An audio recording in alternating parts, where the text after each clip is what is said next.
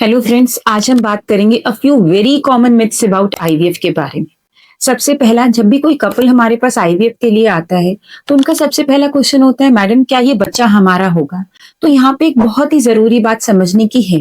अगर female partner के eggs अच्छे हैं, एग्स का नंबर एंड एग की क्वालिटी, तो ऑब्वियसली कपल के अपने ही एग्स होंगे।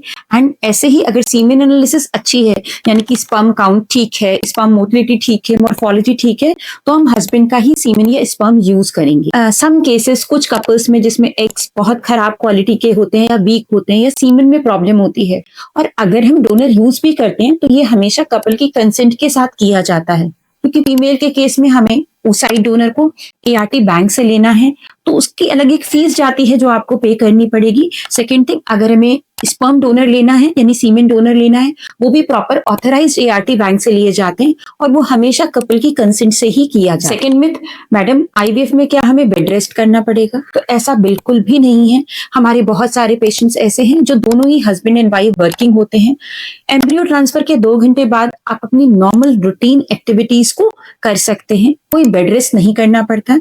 इनफैक्ट रूटीन एक्टिविटीज करना, जैसे आपका नॉर्मल कुकिंग है, वॉकिंग है, या आपका जो भी कोई जॉब है, एक्सेप्ट कि बहुत ज्यादा चलने फिरने का जॉब ना हो, आप उसको रिज्यूम कर सकते हैं। आपको खुश रहना है, कंफर्टेबल रहना है, पॉजिटिव रहना है। थर्ड पॉइंट, मैडम आईवीएफ में क्या हमें एडमिट रहना पड़ेगा? तो नहीं, आईवीएफ में आपको कभी भी एडमिट नहीं होना पड़ता। जनरली आप नॉर्मल ओपीडी में आते हैं, डॉक्टर से चेकअप कराते हैं और चले जाते हैं।